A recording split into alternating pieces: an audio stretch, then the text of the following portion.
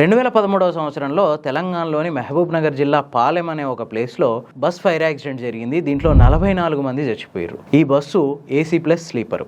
రీసెంట్గా అంటే 2025 అక్టోబర్లో కర్నూలు దగ్గర బస్ ఫైర్ యాక్సిడెంట్ జరిగింది. ఈ ఫైర్ యాక్సిడెంట్లో 22 మందికి పైగా చచ్చిపోయారు. ఇది కూడా ఏసీ ప్లస్ స్లీపరు. అంతేకాదు ఒక 15-20 రోజుల కిందట ఏపీలోని మార్కాపురం దగ్గర మరొక బస్సు ఫైర్ యాక్సిడెంట్ జరిగింది. ఈ ప్రమాదంలో కూడా 15 మంది వరకు చచ్చిపోయారు.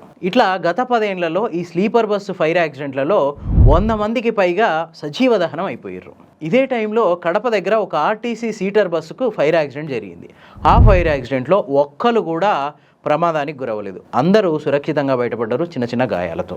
స్లీపర్ బస్సు ఫైర్ యాక్సిడెంట్లో 15 నుంచి 40% వరకు ఫెటాలిటీ రేట్ ఉంటుంటే అదే సీటర్ బస్సుల్లో 0 to 5% కూడా ఉండట్లేదు. ఇది కూడా చాలా రేర్ సందర్భాల్లో.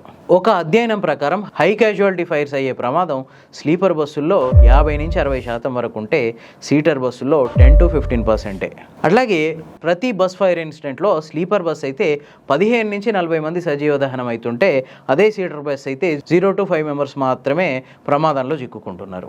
ఇక ఎస్కేప్ ఫెసిలిటీ, స్లీపర్ బస్సుల్లో ఎస్కేప్ ఫెసిలిటీ అనేది చాలా దారుణంగా ఉంటుంది. ప్రధానంగా అప్పర్ డెక్కుల్లో ఉండే వాళ్ళు ఎస్కేప్ అవ్వడానికి ఛాన్సెసే లేవు.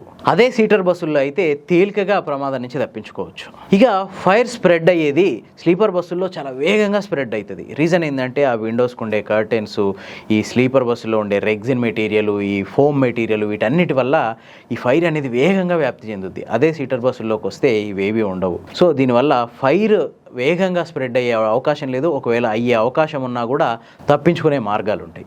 మొత్తంగా చూస్తే ఏపీ తెలంగాణలలో గత 10-15 ఏళ్లలో జరిగిన ఈ బస్సు అగ్ని ప్రమాదాల్లో మరణాలు అత్యధికంగా నమోదైంది స్లీపర్ బస్సుల్లోనే. అదే సీటర్ బస్సులతో పోలిస్తే 0 to 5% మాత్రమే ఈ ప్రమాదాల శాతం ఉంది. సో ఈ నేపథ్యంలోనే ఆంధ్రప్రదేశ్ గవర్నమెంట్ ఒక నిర్ణయం తీసుకోవడానికి రెడీ అవుతున్నట్టు తెలుస్తుంది. అదేంటంటే స్లీపర్ బస్సుల్ని పూర్తిగా బ్యాన్ చేసేది.